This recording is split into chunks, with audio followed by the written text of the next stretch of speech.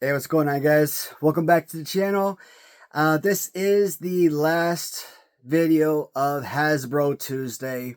Next week, we will be transitioning to the LJN Wrestling Superstars. So, over the next, 6 or 7 weeks, we will be doing the Wrestling Superstars 8-inch figures. So, it might be more videos. So, as you guys know, Series 3 has 17 figures. So, we might break that down into, 6 figures per video. So, 6, 6, and 5, something like that. So, it might be 3 videos for Series 3. So, it might be a lot more than 6 or 7 videos. It could be as many as 10 videos. It depends on how I'm going to break down Series 3, Series 4, etc. But if I break it down into one video per, you're probably looking at 6 videos. 7 if I look at variants, make that its own videos, etc. But again, next week we will start the LJN Wrestling Superstars review videos. But today we are looking at the last of, I'm going to put quote, Hasbro. As you guys know, 1995, Hasbro, they lost their contract with the WWF. So 1994 was the end of the Hasbro run. 1990 through 94. So the line consisted of 94 original figures plus 3 mil weight figures. Now, most people are going to say that Jakks Pacific, with their run in 1996 with the bone crunching figures, was the replacement with Hasbro, but that's incorrect. Officially, Just Toys with their Bendums was the official replacement of the Hasbro figures. And I think Just Toys ran from like 1995 to I think 2001. Now, Just Toys was actually a pretty nice addition to the collection. Now, for fans of Hasbro, you had these 4-inch Hasbro figures. So now you got these 4-inch rubber figures with the Just Toys Bendums. So that was pretty nice, as far as scales is concerned. And for those, kids or, fans of LJN figures back in the 80s, you had the 4-inch bendies, right? So the Just Toys Bendums were a nice complement to those collections. So, but like I said, anybody that's been following my show with these Hasbro reviews knows that I didn't know about any of these figures past Series 4, and I was not collecting any of these figures, any of these wrestling figures in 1993, 94, etc. So I didn't know about any of these action figures, right? Most of this stuff I didn't start collecting until 2021 when I started all of this. So a lot of this stuff is brand spanking new to me. That's why it's kind of exciting to kind of get into all these runs and start learning about all this stuff and making all these videos. It's exciting as a new collector. And yes, I still consider myself to be a new collector. But 1995, Hasbro, they did have plans. Ron Rudat, as you guys know, he is famous for being the designer of the Hasbro action figures, and he's very popular right now, and that's why Zombie Sailors is a huge deal right now in the collector world, because Ron Rudat is the designer of the Zombie Sailors action figures. So he designs the Zombie Sailors, and he's very popular because he designed the Hasbros. So you have that name recognition with their toy companies. So that's why Zombie Sailors is as big of a name as they are right now. Well,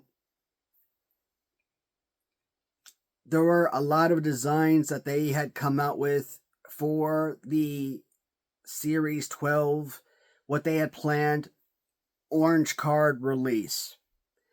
But once they lost the contract, that was all scrapped.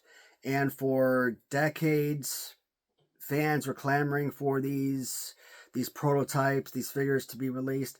And, guys like Matt Cardona, they own he owns the original sculpts, he owns the original prototypes, he owns the original designs, and you know what, that stuff is coming to light over the last several years. And in fact, in 2016, when Mattel came out with their own Hasbro style action figures with the Mattel Retros, they started bringing the Hasbro figures back to life. Now, they were supposed to mimic the Hasbros, but I consider them to be their own line because I feel like the bodies are a little bit too wide. So even though they come close to trying their best to emulate the Hasbros, they're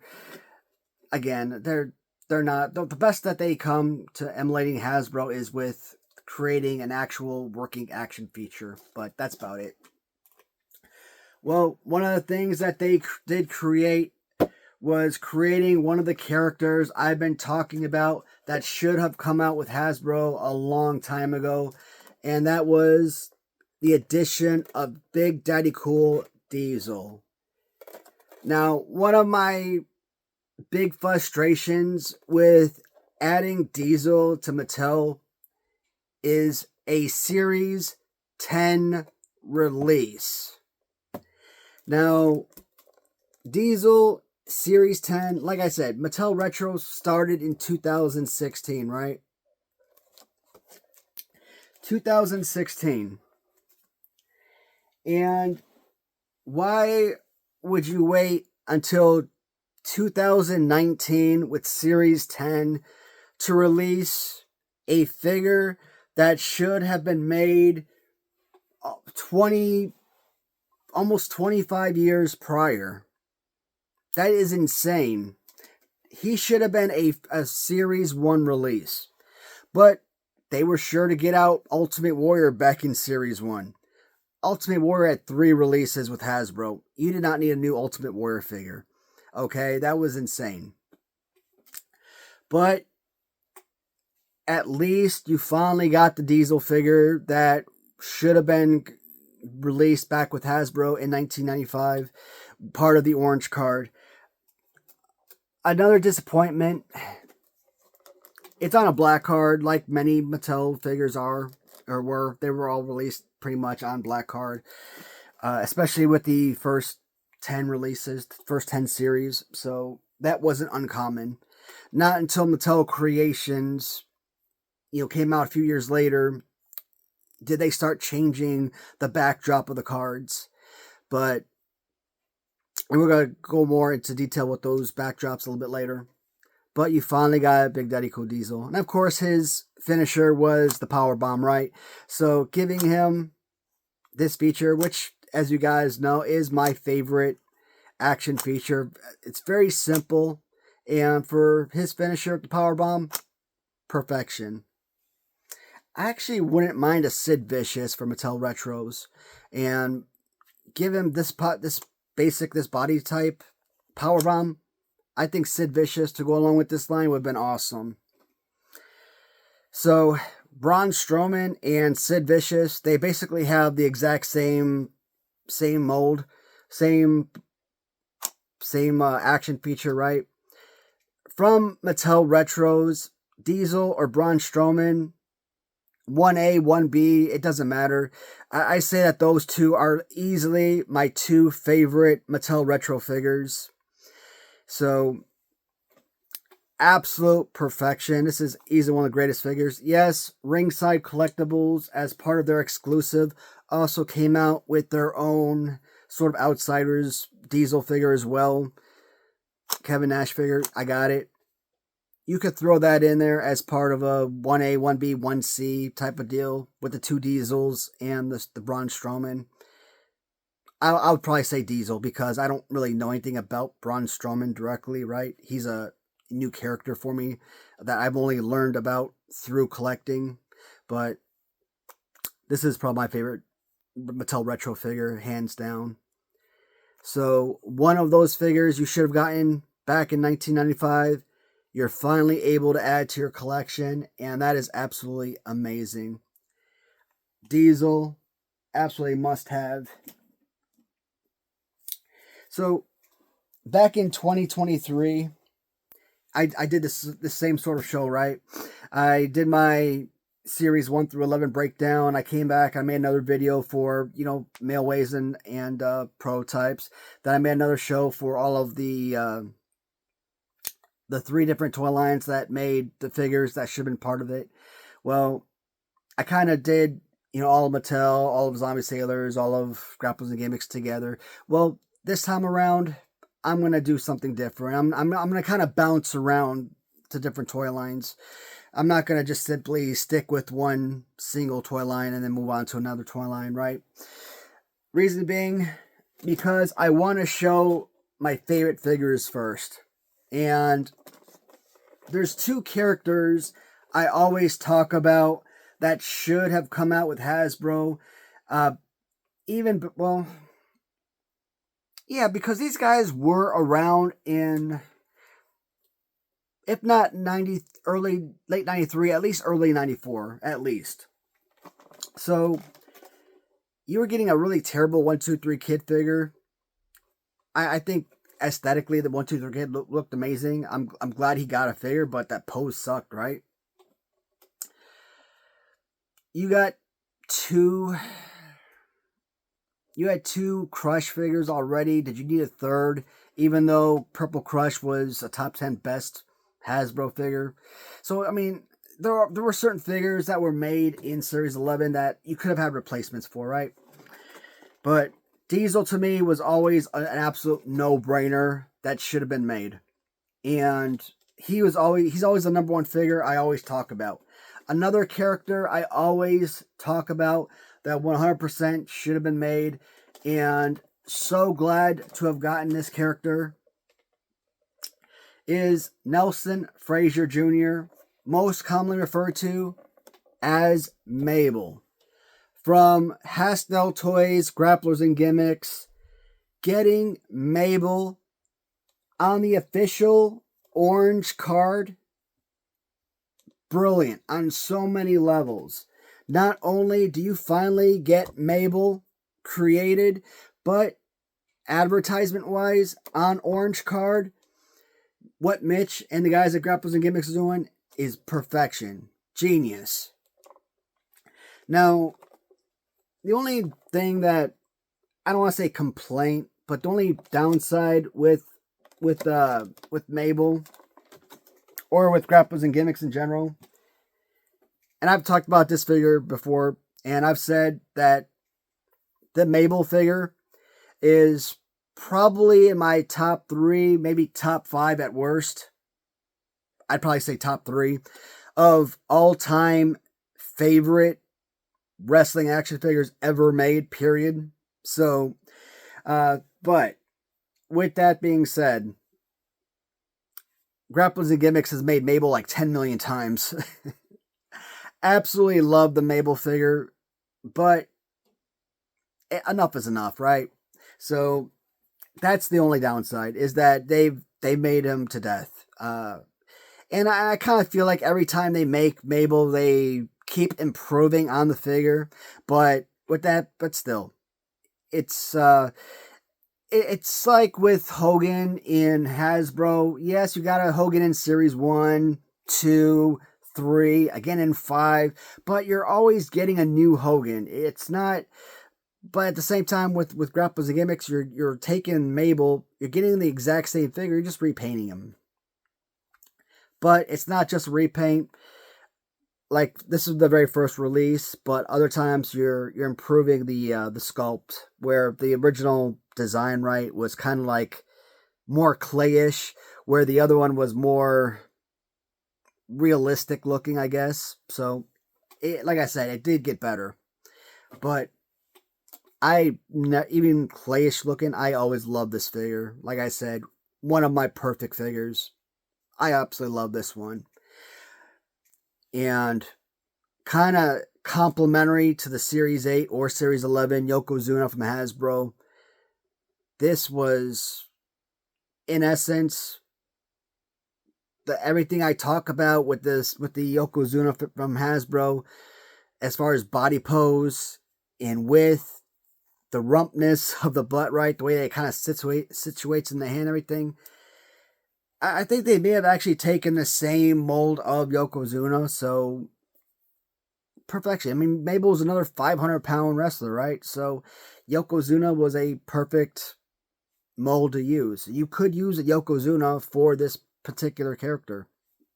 So this was absolutely fantastic. So getting both Diesel and Mabel both added was incredible. And like I said, when Grapplers and Gimmicks, they were mindful enough to put it on Orange Card, thinking about Hasbro and their original idea for an Orange Card release. So they were very mindful in that detail. So that was brilliant. But Grapplers and Gimmicks, they did not stop there, right? Because Mabel, he was not always a singles wrestler. Most of the time, sure. But he was also part of a tag team. And Men on a Mission included Mo. Now, Bobby Horn, you can actually find him on Facebook, and you can actually friend him, and he will join. And I always see uploads on Facebook from him and everything, and he seems like a really freaking awesome dude. Seriously, friend him on Facebook. This guy is awesome. But Bobby Horn, again, this is another figure. Just like Mabel keeps getting remade, Bobby Horn keeps getting multiple figures made over and over again. But here, I'm kind of going back and forth where I might sort of contradict myself, because there are certain figures where I say I don't like the fact that certain figures keep getting remade over and over again. I hate paying for repaints and all that, right? But at the same time, there are certain figures that are so awesome, and Mabel and Mo are two absolutely perfect figures. Like, I get this Mo figure in, I'm like, man, this is such an awesome complimentary figure, right? Great play pose, great fighting stance and everything. As an adult, do I sit there and play with these figures? Of course not. But you get this figure and you hold it in your hand, you're like, man, I want to sit there and I want to wrestle this figure so bad. And I want to have like a King of the Ring match or tournament or something. And man, this guy would be like my Intercontinental Champion, heavyweight champion. This guy would be like a long tenured heavyweight champion, because this is a fun, this would be, if I was a kid, this would be an incredible, fun figure to play with on a consistent basis. This guy would never lose, because he's a great figure to play with, right? And that's exactly what you want from an action figure. So I don't mind, certain figures like this being remade over and over again.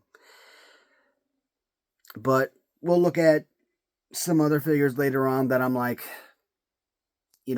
maybe not from these particular figures we're going to look at, but, from those respective lines that you like, stop it. But again, we'll talk about it in a little bit. Now, obviously, there was a 3-member tag team for Men on a Mission, but the third member wasn't part of that group. But Mabel and Mo, they definitely were. And we're not going to look at any of their variants. We're only going to look at a couple of their figures because, we really don't need to look at their variants. But like Mo, again, advertising-wise, putting Bobby Horn on the Orange Card, brilliant. And that's exactly what you had to do. Think about Series 12, Hasbro. Think about that Orange Card. Think about advertisement. Think about your fans. Think about what their plans are. Now, I bring it up so often. There are so many great customizers out there, and they make all of these amazing figures, right? They make your Bastion Booger, they make your Mabel figures, and they make your Mo, and they make your Big John Stud, and they make your Brother Love figures, and China, and I'm trying to look around the room, I'm trying to think like who else comes out that, they make your All-American British Bulldog, or your All-American Lex Luger, and your Allied Powers British Bulldog, and all those characters, right? And these are such fantastic designed figures, right? But later on, Mattel Retros comes out with those figures Grapplers and Gimmicks are coming out with those figures, and Zombie Sailors are coming out with those figures. So now you have these brick and mortar businesses, these multi-billion-dollar corporations like Mattel coming out with those figures. Are you going to pay $15 from Mattel for those figures? Are you going to pay $40 from Zombie Sailors or Grapplers and Gimmicks for those figures? Or are you going to pay $80 or $150 from a customizer for those figures? You know? And it's sad because they do excellent work, but you're going to want it from a legitimate business, right? As opposed to someone who's working out of their home. But if you got the opportunity to pick up some of those things prior, I'm sure you're not going to complain because you got an opportunity to add something amazing to your collection a lot sooner than what anyone else had earlier. But Mabel and Mo, Man on a Mission, you know, those are three great figures along with Diesel. Mind blown. Perfect additions. Now, we're going to skip ahead to another line because this right here, there was a one character that was never talked about, but someone that I always felt like should have been made, someone like Max Moon. Or you might know him as Comet Kid. I just call him Max Moon. Now, Max Moon was never talked about being created, but that's one of those characters that, based on gimmick alone, just based on look and design, I always felt like should have been made. Or Mantar. I feel like based on kind of like, because of the whole, you know, Minotaur accessory and everything, something like that, I think those type of characters would have been amazing in Hasbro. And if the line kept going, those would have been killer additions. But, you know, nobody was ever talking about those being created, right? But this character, he was due up in the Orange Card series. And the design for this, because, you know, Ron Rudett, he actually, again, he designed this character. And he designed the same character, had the same sculpts, same designs for Zombie Sailors. So getting this design from the same creator is amazing. And one of the most grossest guys in professional wrestling, but also one of the grossest guys, but also one of the coolest, one of the most interesting, I would say. I only knew him for a short while in wrestling, but Bastion Booger, man.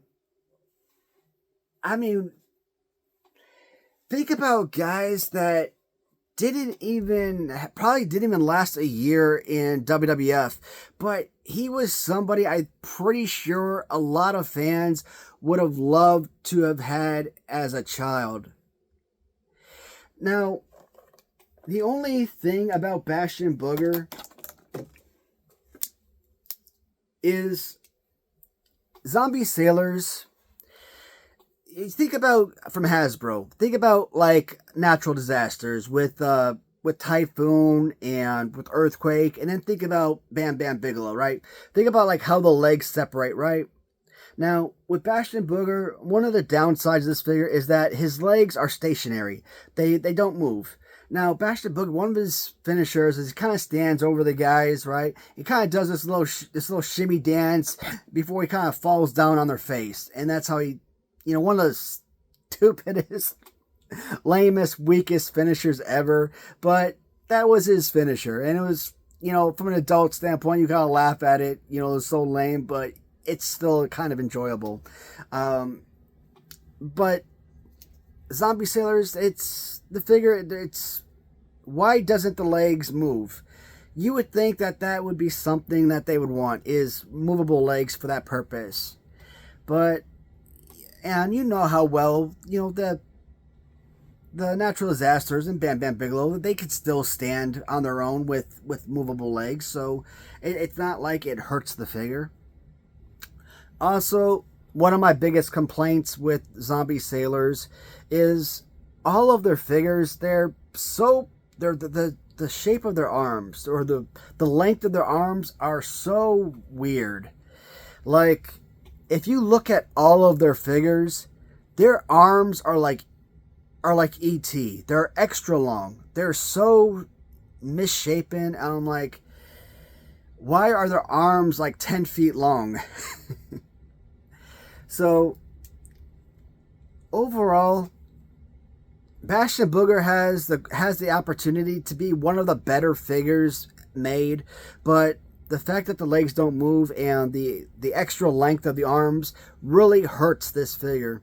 But getting Bastion Booger to add to the collection is still incredible. So I remember this look so well. And like I said, there are so many great customizers out there who have made this figure. And there have been Bastion Booger mint on card figures. And there's customizers, I think they've made cards that look just like this. And I don't think that the carded figures, I don't think they have, you know, Matt Shaw or Mike Shaw. I call him Matt Shaw. Matt Shaw is the Cubs third baseman. But Mike Shaw is, he's not picking his nose, but literally it's almost identical to what Heels and Faces has with their figure, right? And I think they're selling it for like $125 or $150 as a custom figure. And that was, you know, before, you know, Heels and Faces came out with their figure. So you get on eBay and you're asking $150, and now Zombie Sailors comes out with their figure for $40, $45, whatever it is. Who's going to pay $150 for a custom when a brick and mortar store is actually selling an original for, you know, a third of the price or a fourth of the price, essentially, right? So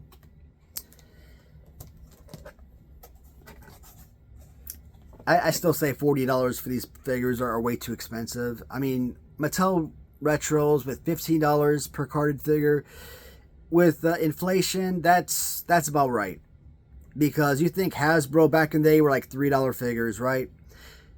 You know, some places maybe $5. So Mattel $15 today with inflation is okay. But these figures today, Grapples Gimmicks, Mattel $40. Severely overpriced. I don't like it. And when they keep releasing these same exact figures over and over again, just repaints, they're taking advantage of their buyers. I hate that, but again, it was just more about getting the unreleased figures that Mattel or that Hasbro was originally planning. Look at the teeth, man. Ugh. This poor man. But if I was a relative, I don't think he's still alive. I think it's his family that's getting the that's getting royalties from the sale of these figures. But that's humiliating, man. That picture, I mean, with the teeth like that and him picking that, I would be humiliated. If I don't care how much money I was getting off that picture of me, I would sue the business for doing that to me. Come on. I don't care how much money. That's like I said, that is absolutely humiliating. Oh God. Another one of those characters that was a big deal back in the 90s and one of those major designs that were being planned. And again, this isn't just something that Zombie Sailors Heels and Faces just came out with because that this character was, you know, planned on being released. No. Ron Rudat actually had the actual designs, and again, I think Matt Cardona actually has the actual original drawings of this design. So when they made this figure, they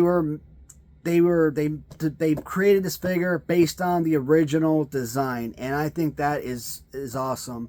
Now, I am not a fan of this figure, but the fact that it's based on the original design of that 1995 figure, I think that's I enjoy that aspect.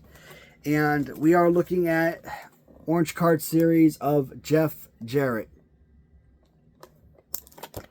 So, Jeff Jarrett. Like I said, man, even as a kid, I was not a fan of Jeff Jarrett.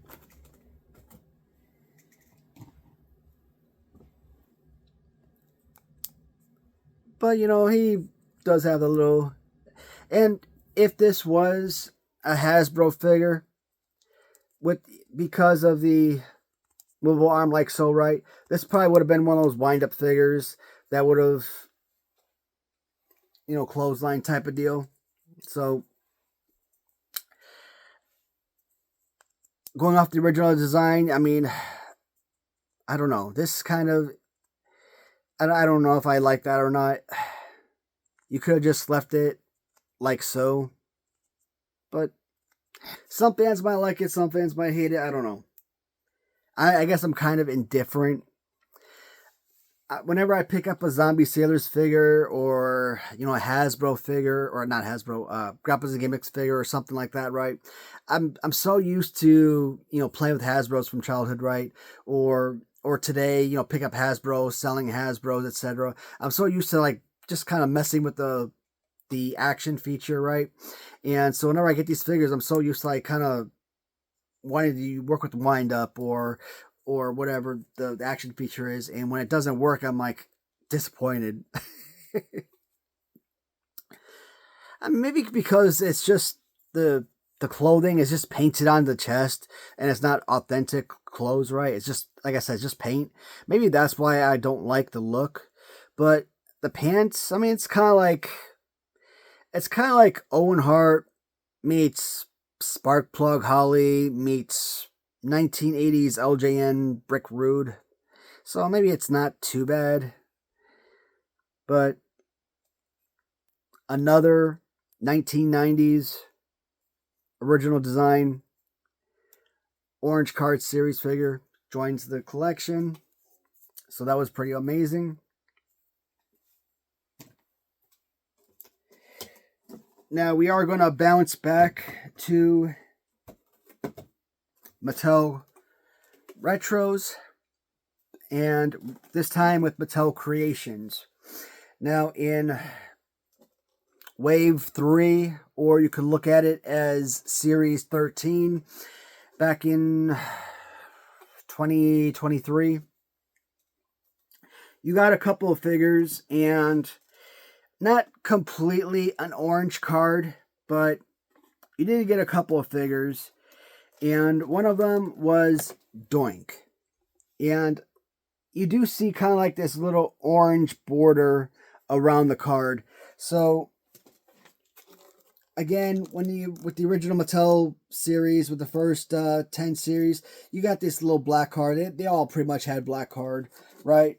So later on with Mattel Creations, they start to alter the look of the cards. And again, with Mattel Retros, the first 10, at least they had Digicolor and everything. And with Mattel Creations, they moved away from that, giving everything in black and white, which I don't like. I actually despise this. And they also started getting... I don't think this is... They also started with the easy slide backs and everything. So, I mean, that was an improvement. Now, there's actually a couple of Doinks. Like, original prototype of Doink, you know, it did have like the furry hair like you get from Series 9 Doink, but it also had like sort of a green body painted on him. But, and then you know the Doink that we got. I'm not going to pull it off the shelf, that's fine. But you were going to get a new Doink as well. So, this was the original Series 12 planned Doink. And the fact that Mattel Retros came out with that planned Series 12 Hasbro design, I think that's pretty incredible to get that particular figure released. And of course, the positive with Mattel Retros is that, you know, they are actually like Hasbro in the sense that they actually do have a working action feature, so that's pretty amazing. The downside with Mattel compared to original Hasbro, I don't like this plastic head. I like the furry hair that Hasbro actually had. Now, I do appreciate the original Hasbro figure a lot more. I think the design is better. I think the play pose is better. I like the look better. So I really enjoy this figure a lot. Don't get me wrong. I think the original Series 9 Hasbro is just an overall much better figure. But I'm not going to complain about getting another Doink. And where I say, Matt Osborne is, that Series 9 Doink, I say that this Doink is pretty much any of the other characters that replaced him, because there are how many people that kind of took on the role of Doink, after Matt Osborne was fired, right? So, and not as creepy, not as satanical or not as much as a prankster. I guess more kid friendly version of Doink. But yeah, this is the original plan for that Doink.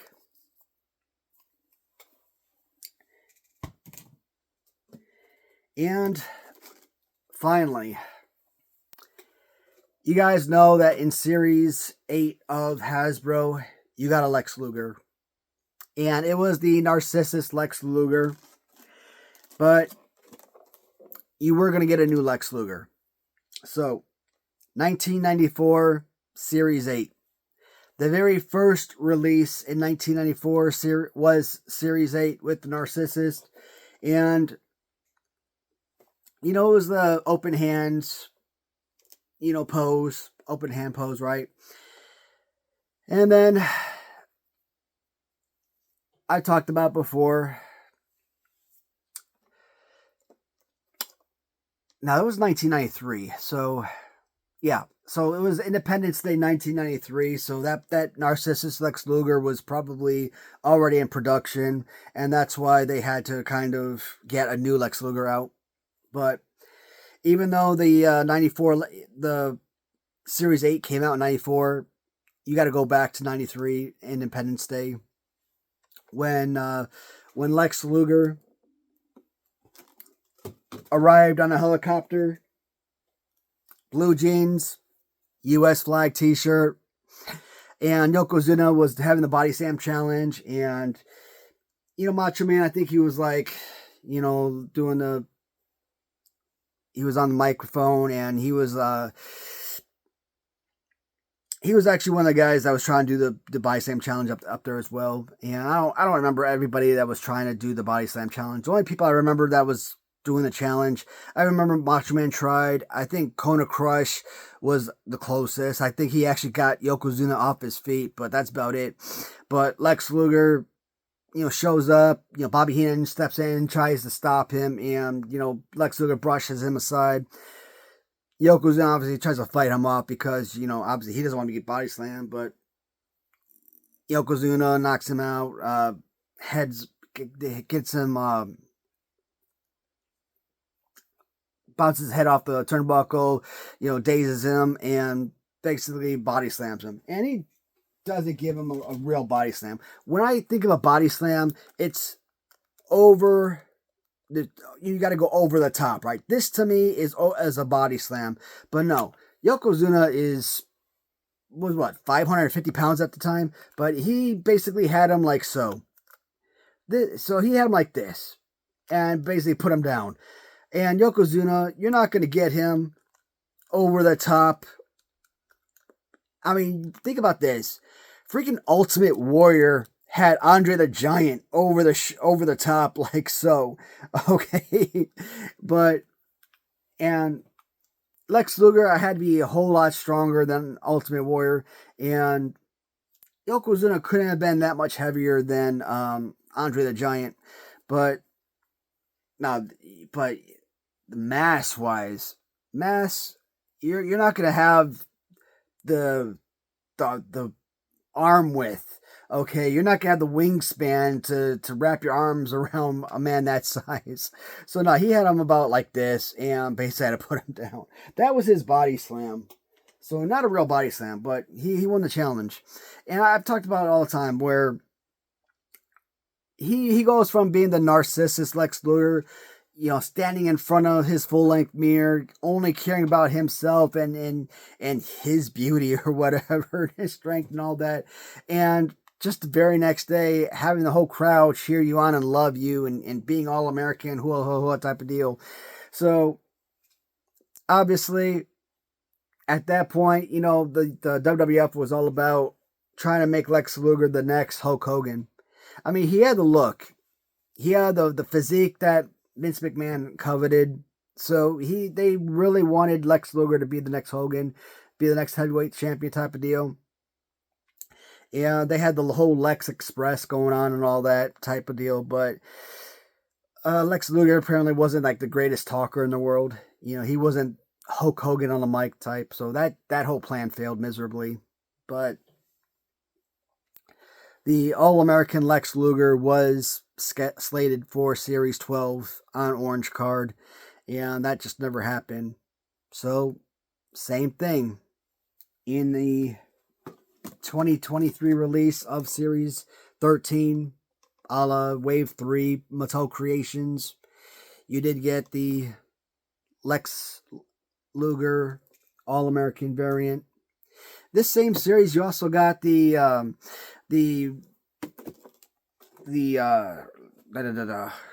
drawing a blank. Greg Valentine.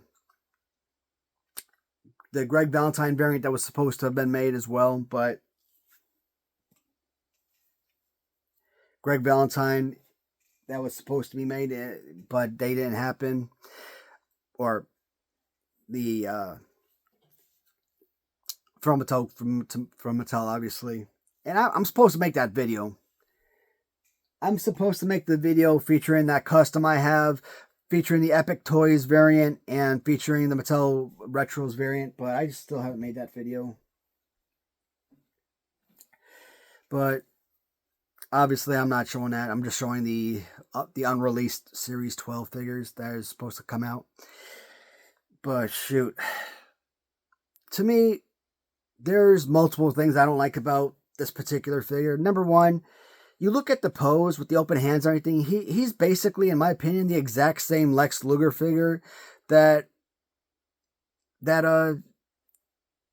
was Series 8. And if you actually look at the original designs, yes. Series 8 Lex, or Series 12 Lex Luger literally was a Series 8 repaint. Exact same figure. Series 8 open hands Lex Luger with the Narcissus Lex Luger, same exact figure. Not a darn change to it. All they did was repaint it with American colors. So, when Mattel Creations made their figure, this is supposed to emulate the open hands figure. And I don't have a open hands version over here to kind of compare, but you guys know what figure I'm talking about, right? So these figures are supposed to emulate like the Series 1 Hogan and the Series 8 Lex Luger and the Series 2 Ultimate Warrior, Series 4 British Bulldog, right? All of those type of figures. So that's why they put them in this look. But I'm not a fan of these particular figures because of the separation of the stomach and chest and all that. So I don't like it. So when they did this to British Bulldog and Zeus and Ultimate Warrior and everything else from Mattel Retros, it kind of affects the figure overall. But yeah, where we at, man? Man, 44 minutes. I to be honest, this video took a lot longer than I originally planned. I thought this was gonna be like a 30-minute video. I talk too darn much. But guys, that is the end of this video, and this is the end of Hasbro. So, like I said, next week we are going to look at the LJN Wrestling Superstars 8-inch figures, and we're going to start with Series 1. We're going to look at all 9 figures, both carded and loose, and probably going to look at about an hour and a half video to look at all of them.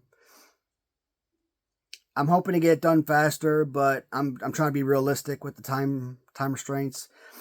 And Series 2 with only 6 figures would probably be a lot sooner. Series 3, I don't know. I don't know how long I want to make Series 3. If I do it all in one video, at least it allows people to have everything shown in one video. I mean, just because I make a 3-hour video doesn't mean people got to watch it all in one go, right? You know, you guys can always pause and come back and watch the rest later. So you can watch it in increments. It doesn't mean it has to be watched in one go. But at that same time, plans for future shows. I did get a couple of other Remco tag team sets in, mint on card. So not only did I have Series 3 complete, but I got a couple of additional tag team mint on card variants. So I'll have additional sets for those as well. So Remco is complete. I just need Marty Jannetty loose. I mean, I don't have any of the Matt Mania cards outside of Doug Summers. And I don't have any of the 2-packs with video. So, I mean, it's not 100% complete, but at least I'll be able to show, 95% of what's out there carded and loose. So that's good. And after LJN, after Remco, more than likely I'll move to Galoob. And after that, I don't know, maybe Original San Francisco, or unless you guys have a particular line of interest. I know Bone Breaking actually wanted me to do another review on the Nakatuni Terrors, so maybe I'll do that again. Unless you guys had something specific in mind. LJN Thumb Wrestlers, or LJN... oh, shoot. What else we got out there? I mean, I could probably include the Thumb Wrestlers. I could probably include the Bendies in as part of the 8-inch figure line as well. Probably make that part of the last set of videos. I don't know. Darn, there's just so many freaking lines. We could probably do Grapplers and Gimmicks. We'd probably do Zombie Sailors. I mean, there's a lot of stuff to go through, so... Right now, I'm probably putting a halt on spending because this room is full and I need to reorganize. So I got to see what space I can manage before I add more to this room. So that's it for now, guys. As always, thank you for watching. I talk too much and I need to stop. So talk to you guys in the comments and see you in the next video. Take care, everybody.